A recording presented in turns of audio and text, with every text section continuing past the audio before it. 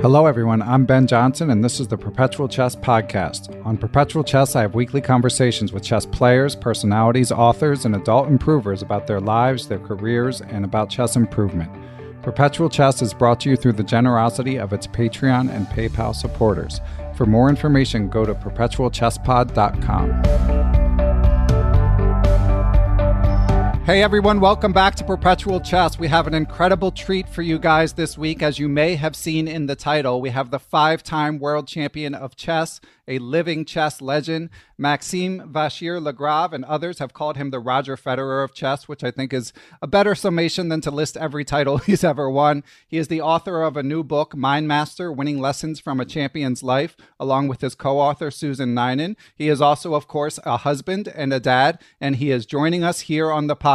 So, Grandmaster Vishy-Anand, thank you for joining us. Thank you. Pleasure to be here. So you're back from Tata Steel, your 20th trip there. So, of course, I'm eager to talk about your book, and I loved the book. But at first, I thought this is probably when you get back from a tournament of that magnitude, I'm guessing you reflect on it a little bit. So I was wondering, Vishy, if you could share a few of your reflections from the trip. Well, I obviously had a few chances in the tournament, and the one that went spectacularly wrong was the game with Fabiano. Yes. Yeah, unfortunately. I could even say that probably, I could even say that, I mean, he was obviously playing at a high level, but when you get a gift like this, it gives you wings, and he showed it with his simply phenomenal score. But that kind of blew my tournament to pieces. If I had won that game or at least drawn it, it would have been a moderately better event. But I guess now I'm sort of reconciled it. Yeah. So slightly disappointing event. Yeah. Well, an even score, it's it could be better, could be worse, but certainly that did look like a loss that would sting a little bit, even though, Yes, it did. Yeah, I bet. It probably still does if I think about it. So. Well, how do games generally and tournaments generally as you get older and as your son you start to live a family life as well? How do you reflect on tournaments as compared to when you were younger? Well, I think it's more or less the same. I mean, you come back and there is no systematic process. I mean, your brain takes over and it reflects whenever it wants to reflect.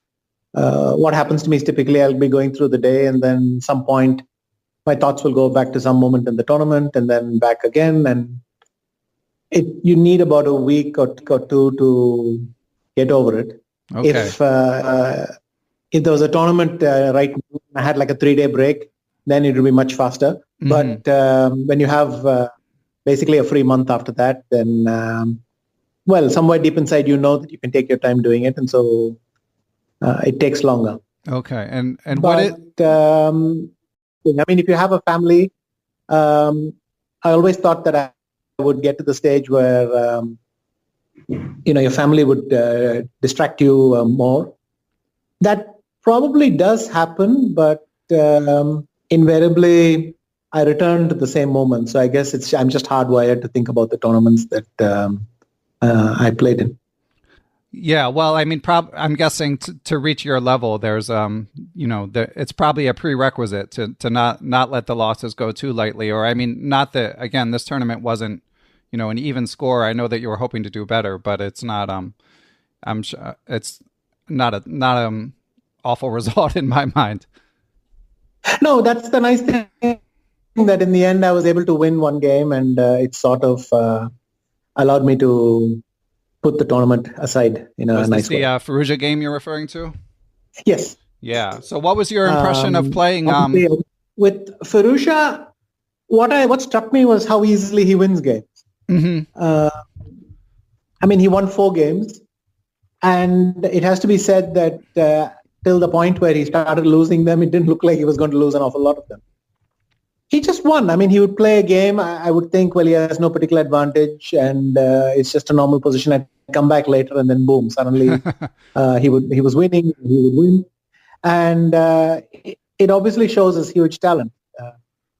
The very fact that you win these games effortlessly, or what seems effortlessly, means that you are very talented indeed. And so before my game with him, well, there was a rest day, and then I thought that I should try to have some control, because I was also still reeling after this defeat with FIDE. I had a narrow escape against Vitiugov, and I had kind of not been in the mood to play the game before that, and so I was reeling a little bit. But whether or not I succeeded, I would say with the result, it felt okay, but it really depends how the game goes. I mean, if the game goes in a direction you're happy with, then you feel you've recovered, and if the game takes an unexpected course, well, bets are off. I was very proud that at some moment I had a long think, and then I found this bishop f4 check and bishop takes d6. And in fact, my original idea was to bring my rook over, trade the rooks, and it was about equal. And then I saw g5. So I saw g5 quite late. But when I saw it, it was just obviously the move to play. And very slowly I realized that I wouldn't say almost winning, but much, much better. So, but in the course of the game, it was all very sudden. I'm thinking about a move for quite some time, and then suddenly it hits me that I'm better. You're supposed to be able to judge these things, but it kind of fell on. Yeah, it's an enjoyable game, and I watched a recap that I am Sagar Shah of Chessbase India did, and he highlighted the move g5, which was a nice positional idea where you started to take control of the position. Right. Was it a conscious decision to sort of to steer towards an endgame when you play these young phenoms? Sagar mentioned that Ivan Sokolov actually compared Alireza to a young Anand. So do you steer towards certain types of positions, or is it just take what comes? No, it's very much take what comes, or at least in this game it was, because I couldn't push the direction that much. If your opponent plays the f3 Nimzo, I don't think you have the option to take it into an endgame. You just have to play a position and then see where it turns up. In fact, I think one or two moves before, I realized that my preparation hadn't worked out, because he was better, and the computer confirms this. But then he missed a chance, I think, to go on knight b5. Instead, he got the pawn on f3 and played knight e4. And then I had this trick which I noticed, which is bishop f4 check. And one way or the other, I'm fine in this game. But after that, he kind of just rushed in knight d6 check. And then, like I explained before, suddenly I was better. So, and by that point, it turned out to be an endgame, but that wasn't the plan at all. Okay. And with a young player like that, I know that you're conserving energy in a tournament of that magnitude. But did you analyze the game with Alireza, and would it be typical for you two when you play these young upstarts? We did analyze it afterwards, but very briefly, just on stage and shortly, when we collected our jackets, we spoke a little bit, and that was it. I noticed a few people going to the press room or the players area and actually sitting down on a board and analyzing. But mostly, I would say nobody bothers with that anymore. Right. Everyone is, in fact, longing to pick up their phone and just see what the computer says. And so this has changed because, of course, when I was Alireza's age, post-mortems were very valuable, because that's where you really got a lot of your ideas about missed opportunities and feel of the game. And you really wanted to know what your opponent thought of the same game, because he's the only one who spent as many hours on it as you did. But it's been a long time already that post-mortems are not that interesting anymore. Yeah, I saw an interview with you where you mentioned that it used to be in the post-game press conferences you could present yourself as the authority, but now because of the engines, that's harder. I mean, of course, you are the authority, but when we have these monsters in our pockets, you've got to be precise with the variations. Yes, and the main thing is almost all the thoughts you had, the ideas you can try, you can just try it with your computer. And the engine will tell you something and that's it. So post-mortems are one of those traditions that kind of have died down. Do you find that sad in any way? It happened gradually, and now I'm completely used to it. But every once in a while, I will remember the way it used to be, and you think, well, postmortems were nice, but it was a slower time. And somehow, when I was young, we seemed to have more time to just sit and chat for an hour after the game with your opponent. Now everyone has to get back home and prepare for the next game, and it's much faster these days, it feels. What do you think is different? At least I find that you need to prepare a lot more because I find that familiarity with something is not a guy. When I was young, generally if I was familiar with some position or opening, I would just play it. Now you feel the need to check a line here and a line there because if your opponent has prepared a specific line against it and you're not into the details, you could have a little difficulty. And there's always ground you have to cover. So I feel that I have to check everything, a bit more often than I used to.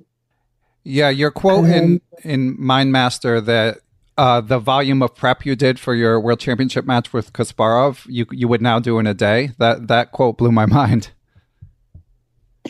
Yes, that's probably overstating the time element, but in terms of line moves or the quantity of analysis you did, yes. Some of the conclusions, I remember Ubi found a fantastic idea, Ubilava, my trainer, he found a fantastic idea in the NIM zone. We were very proud of this and looking forward to having a chance to sneak it in. And there were many moves that he showed me then that I found very hard to find on my own. Of course, every move nowadays is suggested instantly. And this is even the case for maybe 10 years. So even an engine from 10 years ago finds all the key ideas of that game just instantly.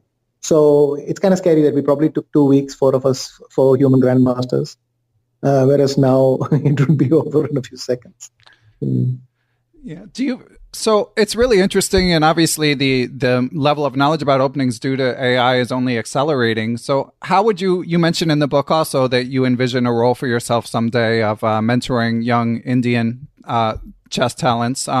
How would you advise the players like Gukesh, who's known to use the engine a little less than someone maybe like Alireza? How should they incorporate engines while they're still also focused on improving? In the end, the only thing that matters is what you take in. And what you take in is what you can accurately reproduce on your own. You're not going to be able to prepare every single line. So at some point, the conclusions at the end need to make some sense to you. I don't know that there is a formula for this or something that I believe every player will inevitably find a way of, what works for them, how much computerization they can live with or how little they can live with and all that. And of course, everything is relative. Gukesh might consider himself a light user, but compared to me 30 years ago, he's out of the park. So these things are all relative. But everyone finds their style and they have access to more or less the same tool. And they'll figure it out. So you don't think there's an amount of engine use for a young, ambitious grandmaster that would be counterproductive? I think that typical idea is to say, or common sense advice is to say, don't overdo it on either side. Right. Spend some time with the engine, but also spend some time away from it so that you're able to think for yourself and you get this feeling of what something will feel like at the board.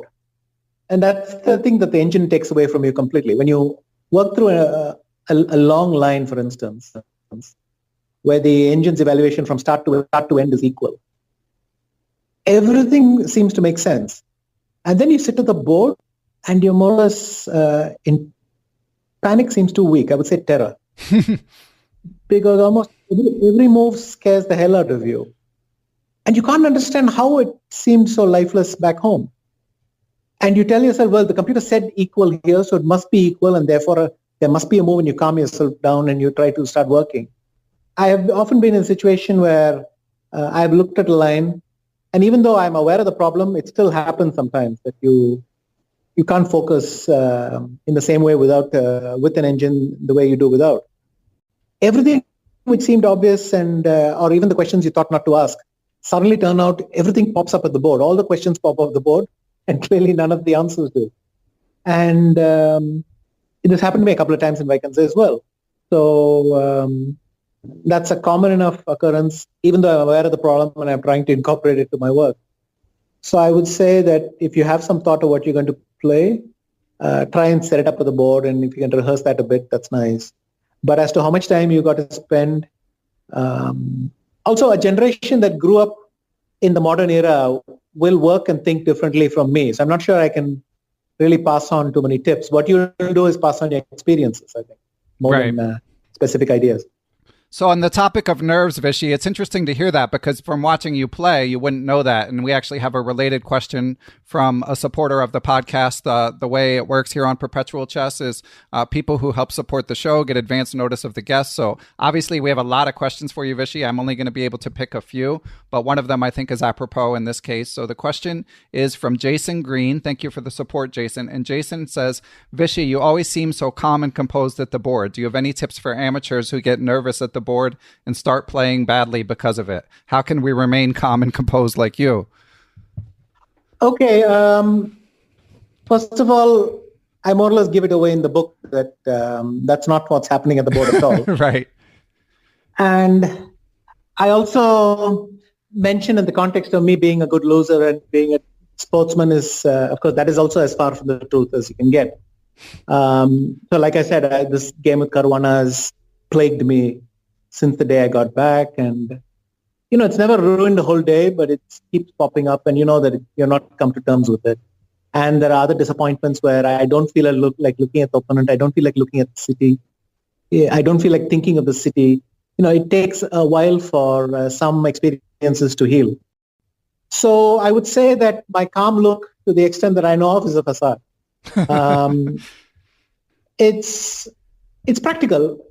The more you shout and scream or express yourself in any way, you simply invite scrutiny, and I find that this is unhelpful for me at the disappointing moments. Obviously, the happy ones you don't mind sharing, but the disappointing ones.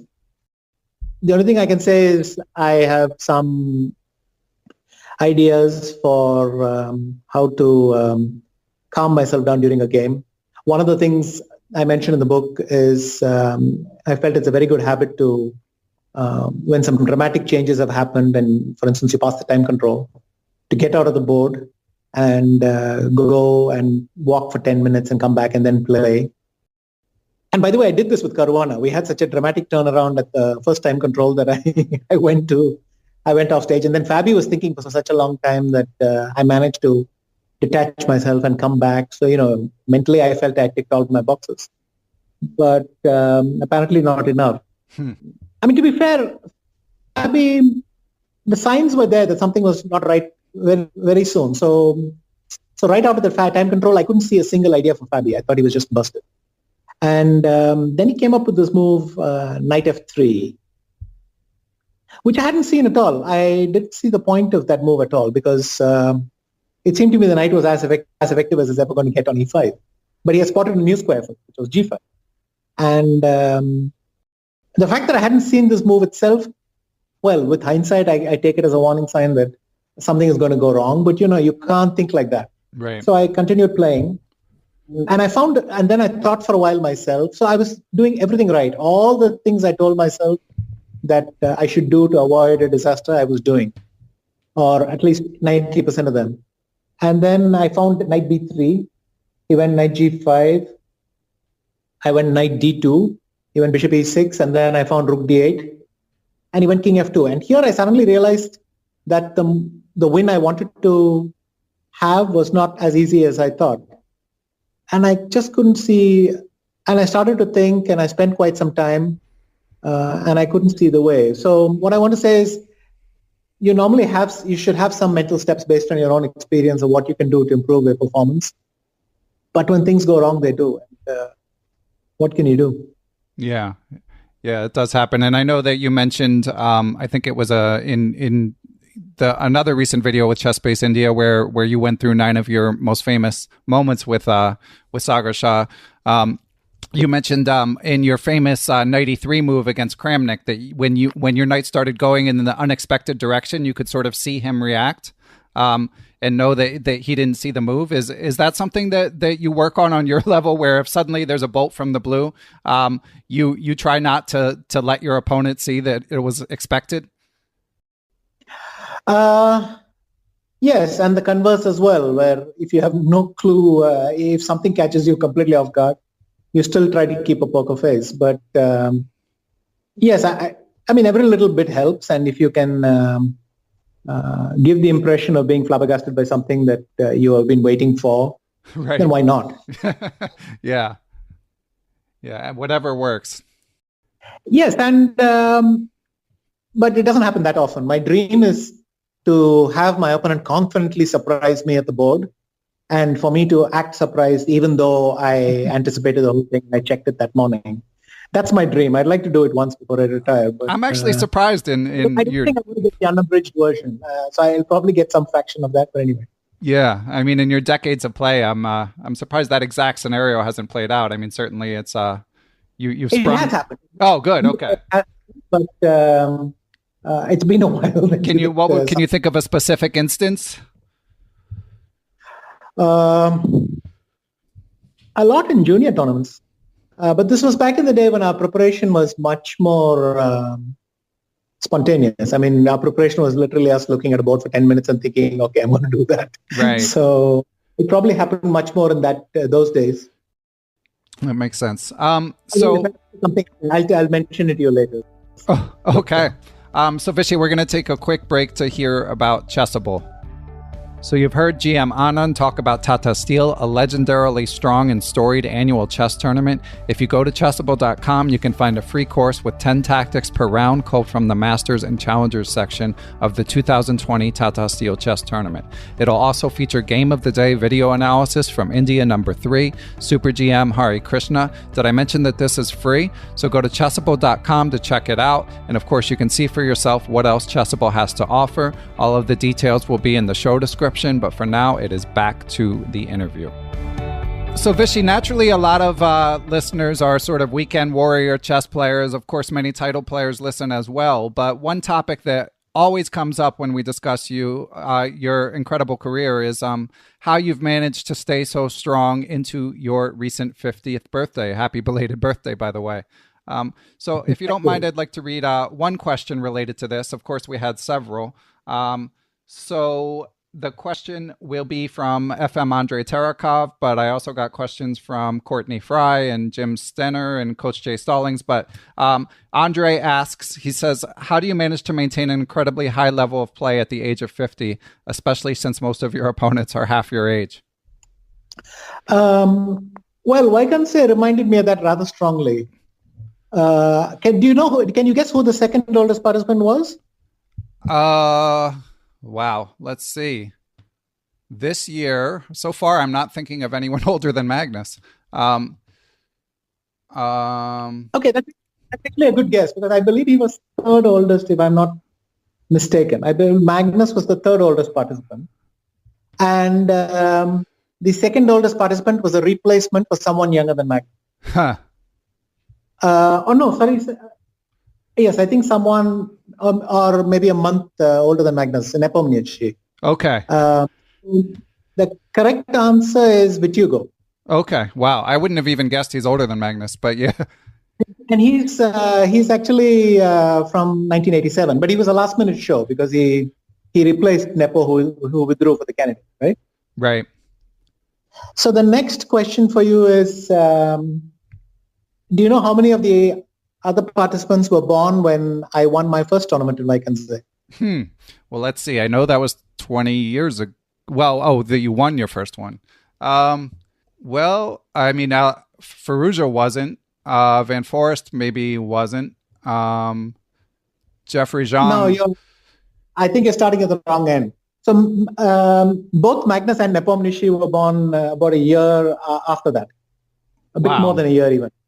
Man. So wow, you're right. I was starting on the wrong end. Like answer, the first time I won, not a single participant tournament was born, except last-minute replacement Vitiugov was 2 or 3 years old. That's yeah. Sorry. So, well, there's just a funny little detail. So I asked Jeroen, who's the organizer. I said, I understand you couldn't find someone from the 70s, but couldn't you find one guy from the 80s? So anyway, so the basic answer to that is I don't know. I keep working, I keep playing, but I think I keep doing it in the way that I would do it against if I was not. If the age gap didn't exist. So, I can't feel that I do something fundamentally different.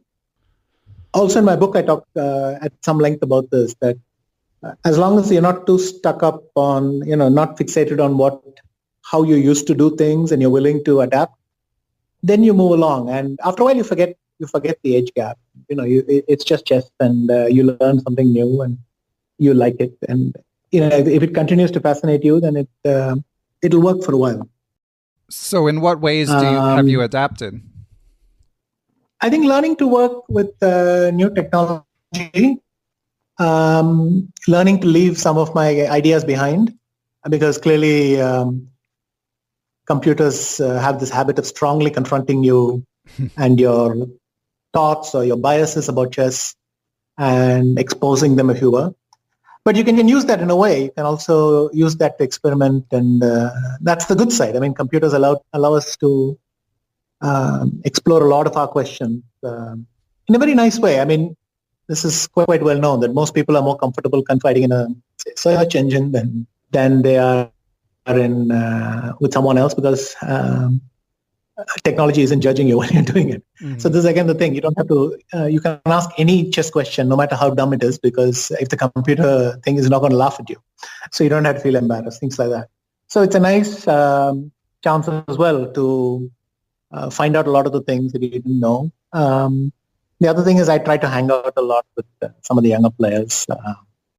So what do you? And that helps me keep abreast of things and things how they work, and it seems to go. But to be honest, until earlier last year, I had enough company. I had a few players from my generation left over, and we could exchange impressions. And these guys were going along well. Honestly, I think chess-wise, Vladimir could clearly have continued.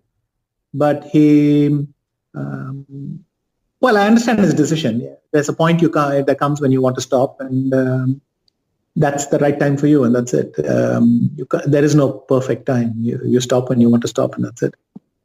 But I think technically, it wasn't like he was struggling. He could easily have gone on a bit longer. So you don't. So I was just for amusement. I mean, I could look at any top 20 list over the past 20 to 25 years. 30 years, just to compare. But I pulled up October of 2001 top 20, and some of the names, you were number 3 behind Kasparov and Kramnik in that particular list. But Morozevich, Peter Lecoq, Topalov, who's still number 19, Evgeny Berev, Ivanchuk, Gelfand, Judit Polgar. Do you have a sense from sharing meals and having relationships with all these players if there's something different in your approach these days? I think probably I just wanted to continue. I mean, in the book as well, I talk a lot about 2013, and in fact, the book reminded me a lot about 2013. I mean, that was a good chance to quit, and but it felt like the wrong moment to quit. I mean, you shouldn't quit when you're down, I think, like that. And 2011 to 13 were like one of my longest horror runs. So, albeit with a couple of world titles in there, but relatively speaking. And when I came out of that, I just felt that I wanted to play now. And in fact, I felt better than ever before, because I felt that nobody was looking at me and judging me anymore. I was so clearly, I was not world champion anymore, and it felt like a huge weight was off my back. And I just felt like playing some tournaments without being in the spotlight, and it worked out very well. Not in the first tournament. In Zurich, I had as many difficulties as before, but then suddenly in Hunty-Mansisk, I won the candidates tournament, and that was more or less one of my dream tournaments. I mean, one of the tournaments where all I have to do is to think of that tournament venue, or I think of that hotel, or I think of looking out of that hotel in March and it's the ice everywhere. But still, for me, it feels like I just have to think of that and I feel like flying, because the emotions were so welcome after so long, that clearly I relate to that tournament and that experience in a very different way. And then my chess stabilized for a while. I no longer felt out of place playing, and my confidence came back. I enjoyed playing again. And maybe the thing to say is that chess is my natural environment. I mean, this is what I've been doing all my life, and it felt natural to continue playing. And I'm sorry to keep following up on this, Vishy, just because I feel like there's so many players who are still playing. Some of the players I mentioned, and of course at the lower level, the club level, there's just people who feel cognitive decline as years go on. I mean, obviously it's not necessarily a huge decline, but it's there nonetheless. So are there concessions you make in terms of conserving energy when you play, or in your approach to studying? I just feel like there must be something. I mean, obviously you're a historic chess talent to begin with, but is there something different in your preparation that you sense from others around your age, or something that you've changed specifically? Okay, I think definitely I feel it myself, the change. One is after becoming a parent, you can't chess can't dominate your thoughts in the way that it used to. And also when you're at home, you can't just spend the whole day playing chess. I mean, even you feel guilty. Forget about your family members calling you. You yourself feel guilty like that, and things like that. So the amount of time I can spend on chess is naturally limited, and I have to really prioritize my time and figure it out. The other thing is my thoughts don't stay in chess that long. I mentioned earlier that some bad moments still work their way through my head for a long time. That's true, but equally there are a lot of moments in the day. I feel that when I was younger, I used to think about chess a lot more. I used to have this feeling that during the day, endlessly, I'd be playing over some opening or some prep of mine. And whereas nowadays, unless I sit with a computer and force myself to look at it, it simply doesn't interrupt my thoughts. Then clearly, there are all sorts of unexpected is the wrong word, because it's just happening out of the blue. But clearly, there's some decline because there are just too many mistakes that I'm unable to anticipate. And here you have no sense that it's coming. I mean, if it did, then it would be crazy that you don't see it, but I have no sense that it's coming. I feel that everything is going great guns. I feel that I'm looking at everything, and then a move happens and you think, well, how on earth could I miss that? So that happens quite a lot. So there are some things like that, but equally, I feel that there is some amount of decline, and then it stabilizes. So you don't fall off a cliff. You fall for a while, and then you settle down a slightly lower level, and you can, if you stabilize, you can move up again. I feel that people shouldn't give up hope that quickly. Having said that, I agree that a lot of my colleagues, we quit in the wrong order, chronologically speaking. I mean, Judit quit, then Moro, well, his status is unclear because he plays once in a while, but basically he's not very active, and I think he switched to some other sport. Ivanchuk is still hanging around. Oh, yeah. Boris is doing quite well. I mean, he's even in Rapid and Blitz, which are very tough formats, he was doing well. Though I have this theory that actually the older you get, the Blitz is the easiest format, because it allows you or forces you to just go by your instinct, and actually that's the thing that you probably don't lose the most. So as Kramnik proved, luckily. Yeah, in the exactly. World, yeah, well, you yourself proved it in 2017 as well. Exactly, and for me, I'd been hammering away at these Rapid and Blitzes for a while, and then suddenly I go and win the Rapid and join second in the Blitz, and so There are nice moments, but still, the basic thing is I enjoy playing chess, and I enjoy a good result when it happens. But perhaps I'm a bit more relaxed. I don't know. It's very difficult to keep comparing yourself because your memories of earlier are they're not minute by minute. They're more like summaries of what happened a couple of years ago. You remember. You tend to bunch a lot of moments together in one impression. Yeah, that makes sense. Well, whatever it is, Vishy, please keep it up. It's amazing to see, and you're an inspiration. It's an inspiration for so many chess fans. And so you mentioned that, of course, you're a dad now, and I saw on Twitter a little while ago you mentioned that your son Akil had taken a liking to Chess Kid. Yes, that's very nice for him because he. Sometimes he wants to just have some mindless moves and he'll do that. And sometimes he wants to concentrate and play a game and he can do that. I think it's one of the fantastic things that you can have this playing partner who's almost entirely at your disposition. And he enjoys that a lot. Some days he'll do these endgame puzzles. He'll do some mate in ones and mate in twos and so on. But some days he just wants to enjoy a game with the thing with the coach watching. Sometimes he'll switch it off. There's so many different ways for him to play that it's more related. But when he's in the mood for something, he goes and dabbles there. And I'll sit and watch, and I have to restrain myself a bit sometimes. I bet. You feel like telling him, no, the other one, and so on. But you realize, okay, he's happy. Has he played any tournaments? No, not yet. He's gone and visited a couple of chess tournaments in Chennai. If he feels up to playing something, if he feels like playing something, we might let him have a shot. But for the moment, he's happy like this. Okay. Yeah, and I enjoyed your reflections in your book about how he didn't really like any violence that took place in sports, and that put him away from sports and made him more interested in mind games. So yeah, I just got your text. I find it quite interesting that he doesn't like when he played football. I think one of the other kids was trying to get the ball for so long, I just picked it up and gave it to him. This is so we had to explain to him, no. If he doesn't get to touch the ball once, you're doing a good job, something like that. But for him, it felt a bit cruel.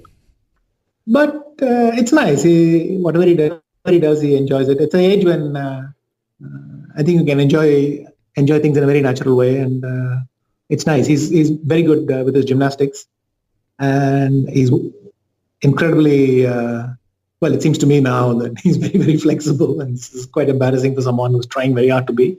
Mm-hmm. And he likes drawing, interested in a lot of things. So fun time for him.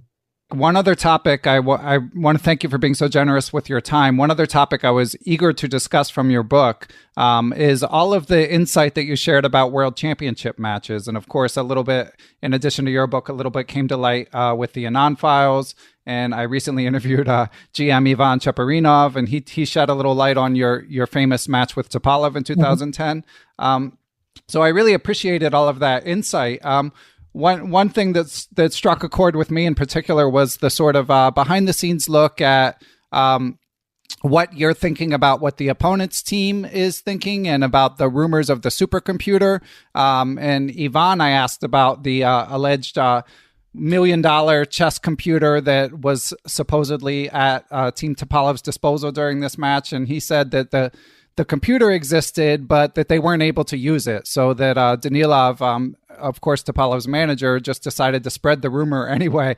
But stuff like that, I just want to thank you for writing about stuff like that, because chess fans like myself don't generally get that level of detail about what's really going on behind these high-profile matches. So had you caught... Yeah, that computer was a nice thing. I mean, I always had the feeling that you shouldn't worry too much about something that you couldn't get accurate information about, because it could turn out to be a myth, but we couldn't ignore it completely. Mm-hmm. So it influenced us in all sorts of ways. But in the end, we just decided that we would leave everything checking a bit longer, and that should be enough. And also, I didn't know, because I knew that Rybka was involved with his supercomputer. So I knew that the challenge was whether they'd be able to find a version of Rybka that could use that many cores. And of course, this we couldn't find out in any reasonable way. We would have to guess. And it reminded me of the time when Karpov had some hypnotists sit in the front row across from Kochnoi. And, in the end, the hypnotist ends up being in your own head. Right. If you think he's there, he's there. And if you think he's not there, he's not there. And if you put a hypnotist in the audience and you don't tell your opponent, then you're really missing the main bonus of this approach. That's a really interesting insight. Yeah. And similarly, I love the story you shared about that match, about the security, the undercover security agent that was embedded with your team. Yeah. So when you think back on a match like that, I know that you had Susan Nyman help you with this book, and you mentioned in an interview that your wife, Aruna, also was quite helpful. How are you able to bring up all of the memories, and how do you decide what to share and what not to share? The memories came with several people. So Aruna would tell stories to Susan and then suggest stories that Susan could ask, or anecdotes or incidents or whatever that she could explore further. And then Susan would pose the questions to me and I would start talking. And on top of that, Susan would interview some of my seconds and my family. And she spoke to a few people just to get their perspective as well. It's always the unexpected things. I mean, if someone comes up with a story and you suddenly think, hey, that's interesting, why don't I explore that further? I may have completely forgotten about it, but somebody else in the family might remember it, that sort of thing. And but this was the flow. Generally, Aruna would consult with Susan, and then Susan would then have some material to pose in the form of questions. And I let go. I guess it was also a favorable moment for the book because I kind of felt at the stage where I just could talk freely, and I mostly did. I mean, there are some things that you don't even think to mention, but for the rest, I pretty much just shared what I thought. And also, Aruna's memory is very good, and clearly she was there and she shared the same experiences very intensely, but from a different perspective. So we tried to take it back and forth, and it was nice. I mean, this time I think I felt much freer than I would have been earlier, and it came across well. So why do you think it is that you feel freer at this point? I can't say exactly. Maybe it comes with age, or maybe, but I had this feeling that, this is a chance to get my views on the record, what I thought of everything, why I did what I did, and to get my story across. But I also felt the responsibility, if you like, of, as you can see with the book, Mindmaster is not meant only for chess players. It had two objectives. I wanted to take chess players behind the scenes, if you like, or what they thought they already knew.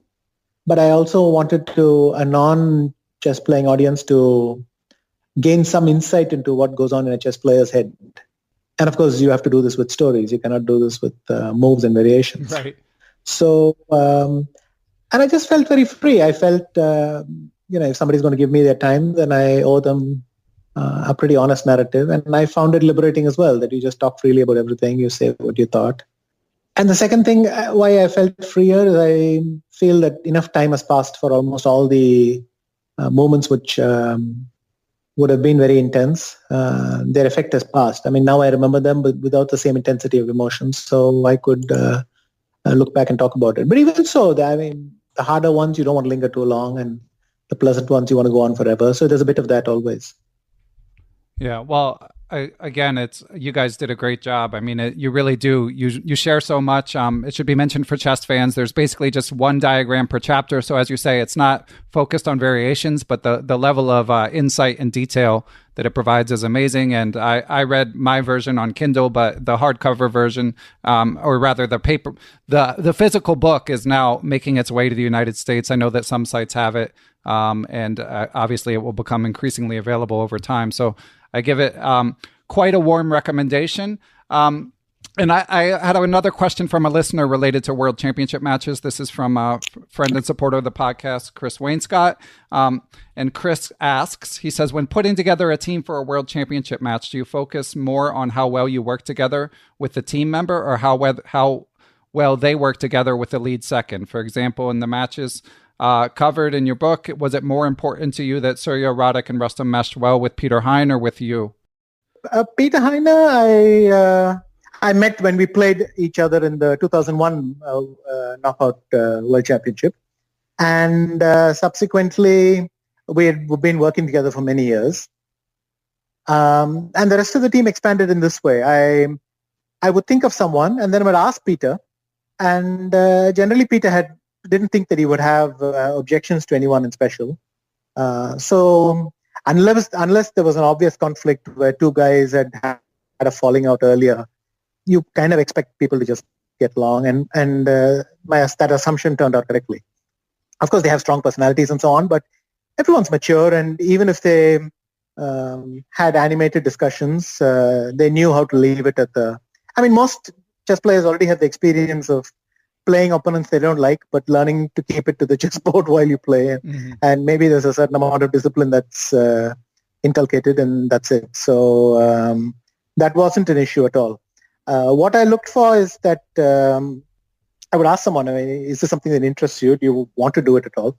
And I think most of the people I asked were very enthusiastic, because the World Championship was a nice experience for them as well, and they were curious and they appreciated the chance to work for that. And Surya I'd worked with before, and Rustam and I knew reasonably well. I mean, we had many conversations on and off in all the years that I knew him. So the only person that I picked on a whim was Radek. And but he seemed to me, I mean, I played him in a Bundesliga match, and then I took down his phone number and called him a couple of weeks later. And I didn't know him at all, but he seemed like such a quiet, I don't want to say well-behaved boy, but, just a very mild boy that I couldn't see that would be a problem. And his games, when I was preparing for him, I realized that he was preparing at a very high level and he had lots of interesting ideas. And I thought this could be nice. And that team just got to work, and they were very, very enthusiastic and positive. So there was almost nothing that went wrong there. One interesting story is, of course, that at some point Peter Heine called me and he said, Radek and me want to have a private camp of our own before the camp to try and think of some ideas. And I thought, okay, that's nice. I mean, both of them are on their own going, let's say, beyond the call of duty, because the camp wasn't going to start for a few months yet. And they were going to start thinking of brainstorming. And it looked like the team was going to get along very well. And it seems, I mean, you guys mostly had a lot of success, obviously, in the three matches described in the book leading up to the match with Magnus. And so these days, Vishy, do you still have a team helping you? So I have one permanent trainer, which is Gaevsky. And then I have a couple of people that I work with reasonably often. The Sandipan, who was there with me in St. Louis last year, for instance, he's someone I turn to often. And besides that, I work with a lot of people. Some of them are my old friends, but also there are some, I mean, Surya is still someone we catch up as often as we can. I mean, Rustam and Peter are clearly no-go areas. But right, yeah. Most of the other guys keep in touch, and yeah. So of course, Vish. Yeah, so it evolves, and also I don't need it for tournaments in the same way. I mean, those matches were very special, and it was a different time. And of course, nowadays my needs are completely different. Not that you don't need to work, but you need to work differently and be much more flexible. And it's hard to predict everything. So. It's a different way of thinking. And I was struck in the description of the matches how different grandmasters, even ones who are not part of the team, would pitch in and help out. Most prominently, of course, Grandmaster Kramnik in the 2010 match. With the World Championship in 2020 coming down the pike, and the candidates, of course, coming in April to determine Magnus Carlsen's challenger, do you think it's possible that you would help someone or offer a little insight when the big match takes place later this year? Okay, I mean, I can't really see that I would get involved. I just don't see that I have the time to be involved in any big way. So unless, if either of the participants call me and want to have a chat, we'll probably have a chat. And that you can define almost any way. I mean, it might be a useful chat, it might not be, but the player is going to play takes out of it what he will. But I can't really say that I would be involved in either team because I know enough of what my seconds went through to understand that I'm not going to go through a fraction of that. Yeah, it's quite striking to read. I mean, I'm not going to do anything even remotely close to what Kramnik did. But who knows? I mean, if someone calls and has a chat, he has a chat. It might not even be about the match. So, but last 2 matches, nothing has happened. So make of that what you will. But. And of course, Vishy, I've been asking all of my guests about the upcoming candidates tournament. Most of them have a similar answer about how they handicap the chances. Fabiano just had that powerhouse performance in Tata Steel, as you mentioned earlier. Do you expect any surprises in the candidates coming up? Well, let's put it this way. I think more or less everyone I've spoken to and everyone just says it's Fabi or Ding for the tips for the likely winner. I think Ding's strength is that he plays very well in these super top tournaments, and he's very solid. I think his something like candidates is really designed for his style, so that's nice for him. On the other hand, Fabi is scoring very highly. He was +5 in Isle of Man. He was +7 in Vaikense. If he wins more games than the other guys are able to do, because it's normally a low-scoring event, then people may never catch up. I think it really comes down to these two, and I would put all the other 6 in the basket of surprise. So anything out of these two, I would consider a surprise for me.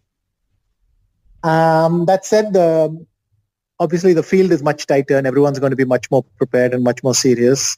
So I don't think Fabi will score 7 wins, but it really comes down to these two things. Yeah. I can't. I mean, if I had to put money on it, I would put it on these two guys in some proportion. But it's possible, of course, the other 6 can do something. But it would surprise me. Okay. Well, and tournaments like the candidates and the World Championship later this year, how closely will you watch them? Do you sort of clear your calendar to track events, or just live your life? No, I enjoyed the candidates last time, and I was watching the final as well. I mean, these are great events, and they're actually almost like spectator events because everyone's excited, and there's Twitter streams going on, and guys, all your friends are chatting back and forth, and everyone's exchanging. It's as close as coming to a huge virtual room where we're watching, and it's good fun. The aspect is almost social because I feel so distant from it now, but you still enjoy it a lot, I think. Yeah, it's. I would definitely watch it. The only thing that would really make me not bother is the time difference. So, but it looks like it's going to be the final is going to be in Dubai and Yekaterinburg. I don't know the time zone, but it's very close to India.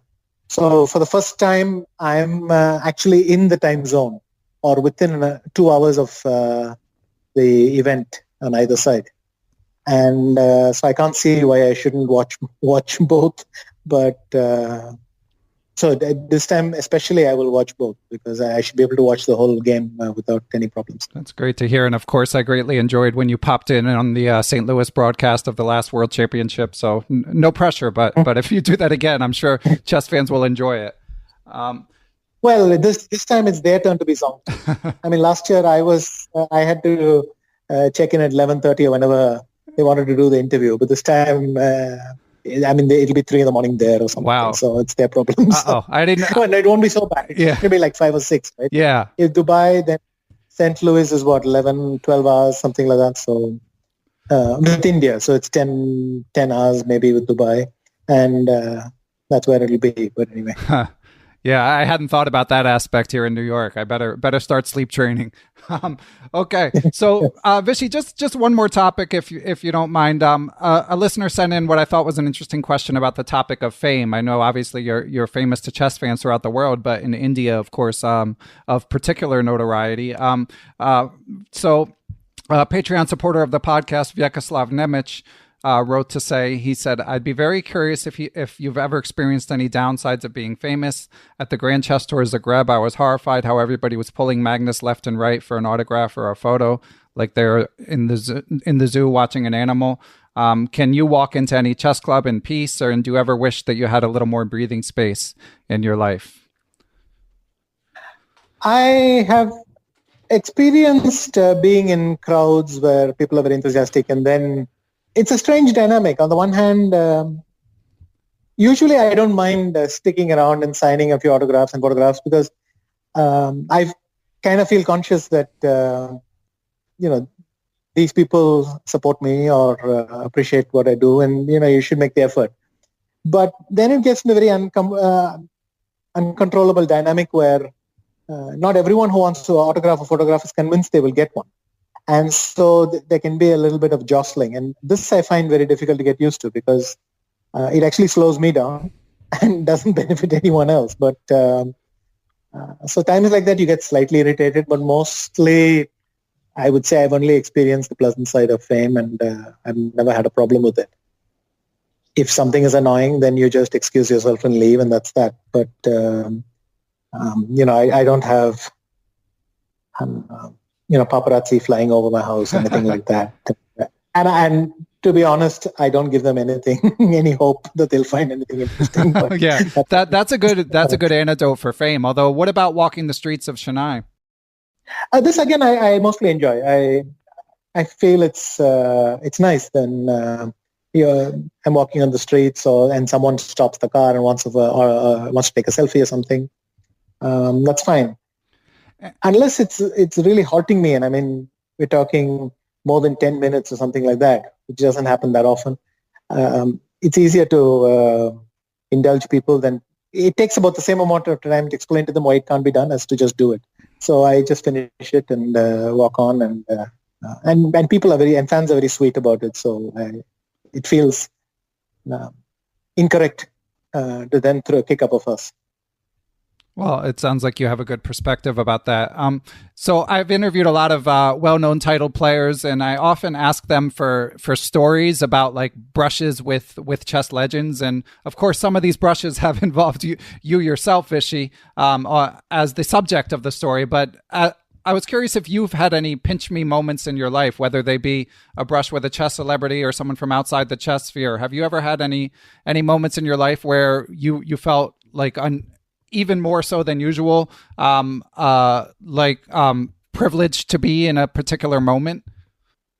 I've had some nice moments. Well, my two favorite ones happened. Well, one happened when I was 18. I'd just become a grandmaster, and I was traveling on a train. You should imagine 1988.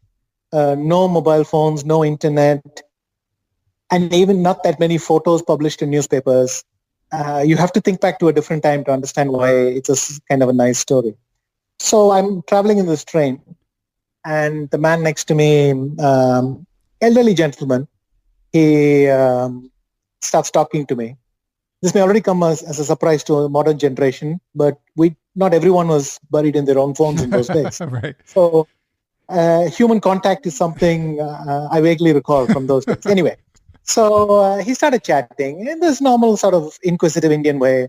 He said, young man, what do you do? Where are you going to? And so on. So I told him, I'm traveling to. And it turned out we were going to the same city. And then he said, what do you do? And I said, I'm a chess player. I expected him to be thrown off slightly. But he said, oh, okay. And what do you do?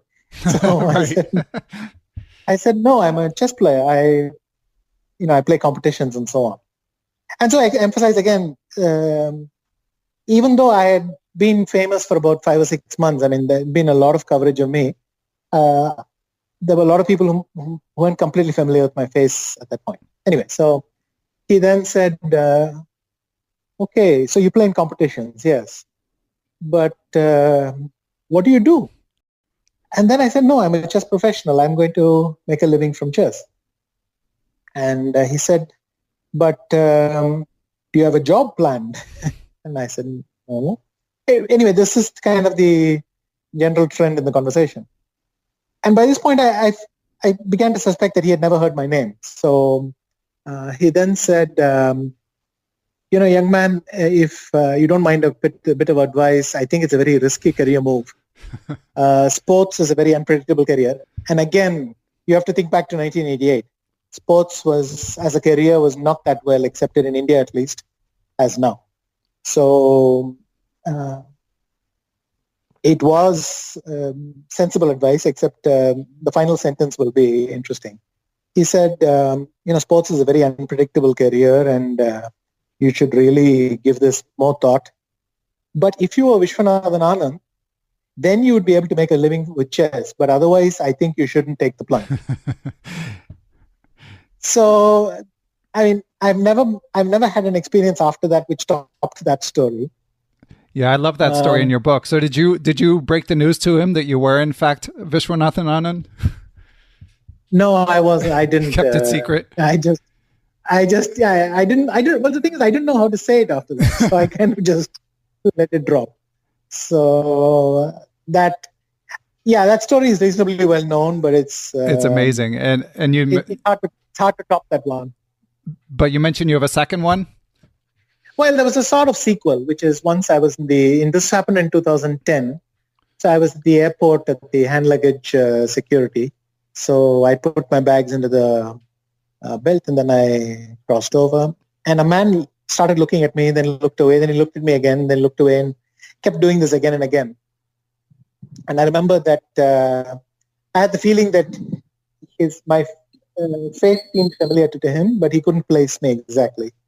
So this went on a bit, and then I crossed and I went over to the other side, finished my examination, then pulled out my bag and packed it in. And then I turned and to the corner of my eye, I saw that he had this look on his face, I finally got who he is. So, and then once he collects his bag, he comes up to me later and says, by the way, you were fantastic in your last film, which I thought was funny, but it's a very nice sequel to the original story. Right. So it's that's great. Okay, so Vishy, what's your next tournament? Where can we root for you next? Well, I'm going to play in Grienke next, and that's the plan as of now. Excellent. So I'm actually going to be free to watch. You, Fabiano, Magnus Carlsen. That should be fun. Yeah. Okay. Well, Vishy, I want to thank you so much. This has been the thrill of a lifetime for me. And you've told great stories, and highly recommend Mindmaster for everyone listening. So many more great stories and insight like Grandmaster Anand has shared today. Thank you. Thanks to everyone who helps make Perpetual Chess possible. That includes my producer, Matthew Passy, for his timely and capable editing, Chessable.com for their generous support of the show. But I also want to thank everyone who helps spread the word about Perpetual Chess, whether it be by telling a friend, writing a positive review on Spotify or YouTube, or we could use some new reviews on Apple Podcasts. If you're enjoying the show, please write a quick review. It helps spread the word about Perpetual Chess. But most of all, I want to thank the people who support the show financially.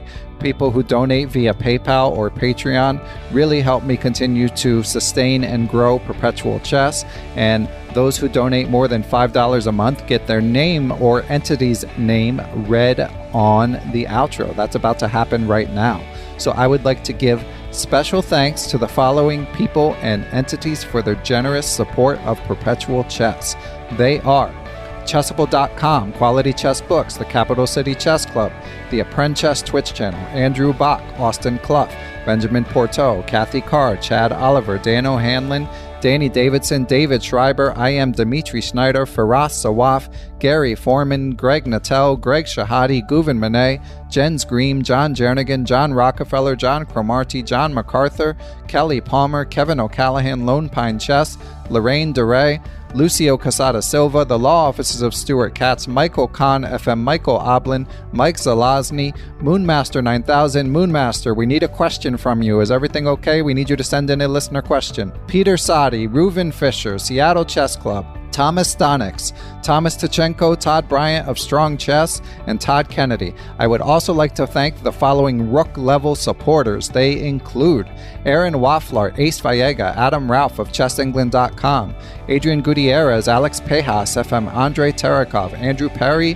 Aniti Deer, Better Chess Training, Bill Juniper, Bill Moran, Brad and Andy Rosen, Brett Howard Lynn, Brian Mullis, Chad Hilton, Dr. Charles Snodgrass, Chris Flanagan, Chris Wayne Scott, Christopher Baumgartner, Christopher Chabris, Chris Lott, Christopher Wood, I am Christoph Zalecki, aka Chess Explained, Coach J's Chess Academy, Courtney Fry, David Bleskacek, Daniel Gell, Daniel Ginsberg, Daniel Lucas of the U.S. Chess Federation, Daniel Naylor, Dave Saylor, David Cramley of Chessable.com, Dwayne Edmonds, Ethan Smith, I am elect or possibly not I am elect. I don't know if 3 norms makes him an I am elect.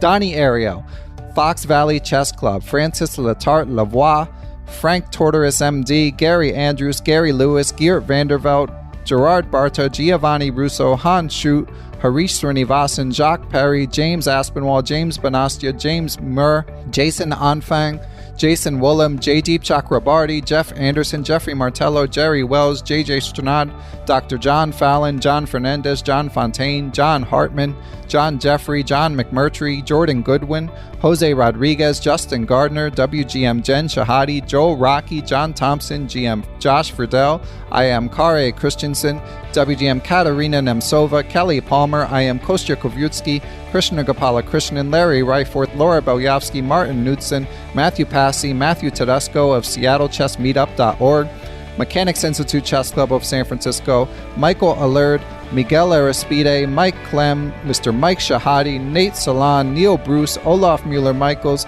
GM Pascal Charbonneau, Passy Passanen, Paul Bain, Paul Clarkson, Paul Sweeney, Paulo Santana, Peter Lux, Randy Temple, Ricky Grijalva, Richard Hallenbeck, Roy Yearwood, Ryan Berg, the Say Chess YouTube channel, Scott Doherty, Scott McKinnon, Sebastian Finsterwater, Stefan Roller, WGM Tatya Abrahamian, Tim Brennan of TacticsTime.com, Tim Seymour, Timothy Ha, Tom Edsel, Tomas Komanich, Tony Rotella, Tyron Price, Wayne Beam, William Brock, William Juniper, William Hogarth, William Peterson, FM Zhao Zhang of Chess1000.com, and Zhivko Stoyanov. Thanks, as always, for listening and interacting with the Perpetual Chess community, and I will catch you guys next week.